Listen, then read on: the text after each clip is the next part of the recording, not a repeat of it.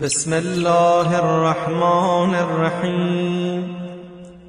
أشهد أن لا إله إلا الله وحده لا شريك له، وأشهد أنك رسوله وأنك محمد بن عبد الله، وأشهد أنك قد بلغت رسالات ربك ونصحت لأمتك وجاهدت في سبيل الله بالحكمة والموعظة الحسنة، وأديت الذي عليك من الحق، وأنك قد رأفت بالمؤمنين وغلظت على الكافرين، وعبدت الله مخلصا حتى أتاك اليقين، فبلغ الله بك أشرف محل المكرمين. الحمد لله الذي استنقذنا بك من الشرك والضلال.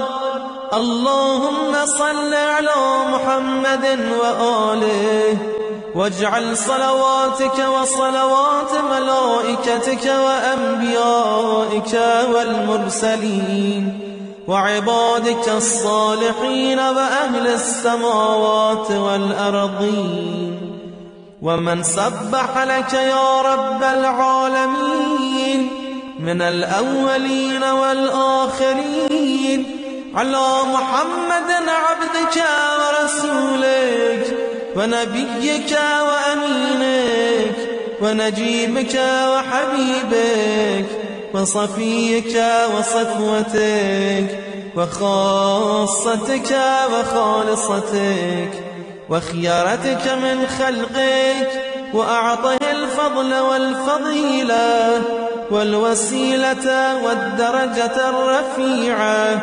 وابعثه مقاما محمودا يغبطه به الأولون والآخرون. اللهم إنك قلت ولو أنهم إذ ظلموا أنفسهم جاءوك فاستغفروا الله واستغفر لهم الرسول لوجدوا الله توابا رحيما. إلهي فقد أتيت نبيك مستغفرا تائبا من ذنوبي، فصل على محمد وآله واغفرها لي. يا سيدنا أتوجه بك وبأهل بيتك إلى الله تعالى ربك وربي ليغفر لي.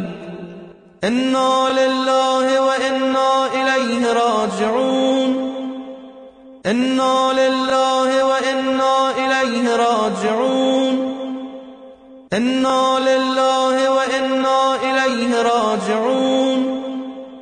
أصبنا بك يا حبيب قلوبنا، فما أعظم المصيبة بك حيث انقطع عنا الباح وحيث فقدناك، فإنا لله وإنا إليه راجعون.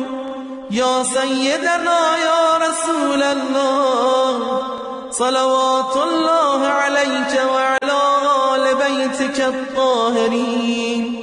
هذا يوم السبت وهو يومك، وأنا فيه ضيفك وجارك، فأضفني وأجرني، فإنك كريم تحب الضيافة ومامور بالإجارة، فأضفني وأحسن ضيافتي، وأجرنا وأحسن إجارتنا بمنزلة الله عندك وعند آل بيتك، وبمنزلتهم عنده، وبما استودعكم من علمه، فإنه أكرم الأكرمين.